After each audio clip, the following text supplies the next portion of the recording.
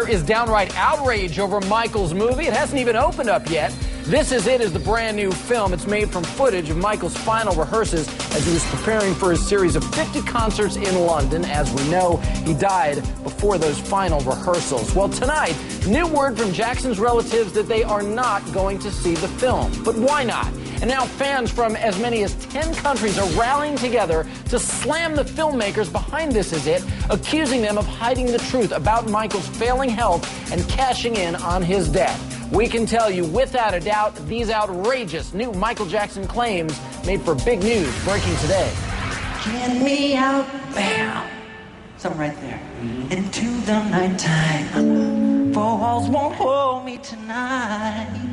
It's perhaps the last look we'll get of the king of pop doing what he did best. If this town is just an apple cop. This brand new footage from the upcoming documentary, This Is It, shows a dynamic Michael Jackson rehearsing for his comeback concerts in the days before his death. It's clear that seeing Michael Jackson singing and dancing one more time will be irresistible for fans still mourning his loss.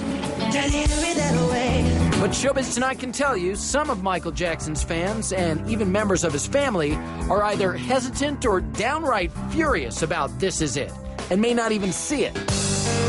Jackson's mother, Katherine Jackson, tells Access Hollywood it's just too soon for her to see her son on the big screen. I don't think I can bear to look at it right now, but eventually in time I will watch it. Are you guys going to go and watch the movie as a whole family? And in this new video from TMZ, Jackson's sister LaToya said pretty much the same thing.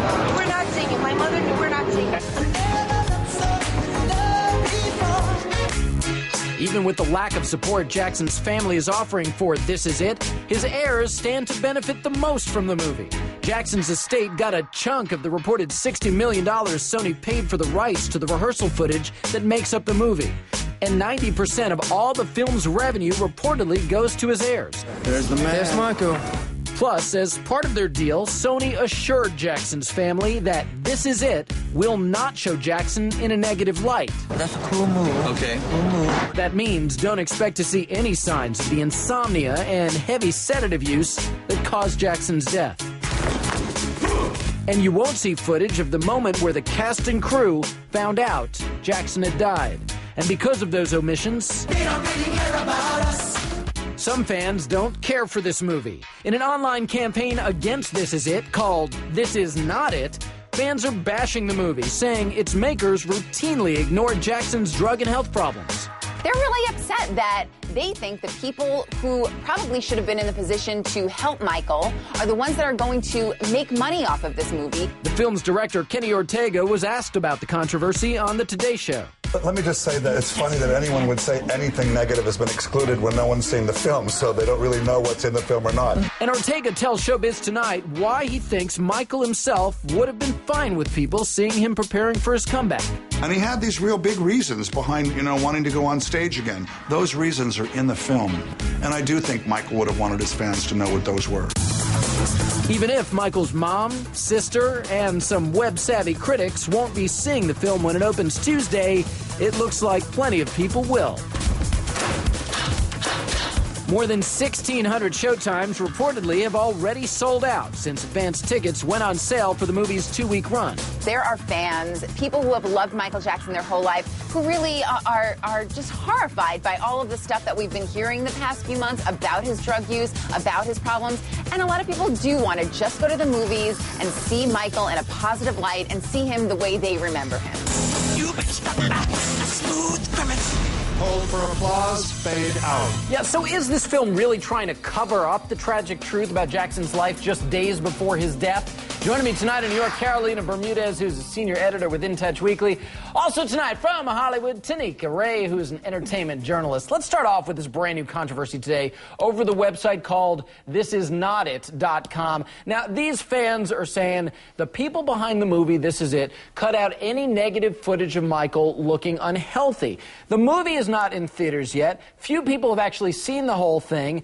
But let's just say for a moment the filmmakers did only use footage of Michael that made him look good, that showed him in the most positive light. Carolina, is there anything wrong with that? I don't believe so, AJ. I think they're maintaining his integrity as an artist, and that's probably what he would have wanted them to see. Just because they're not including the negative footage, that doesn't make it any less valuable.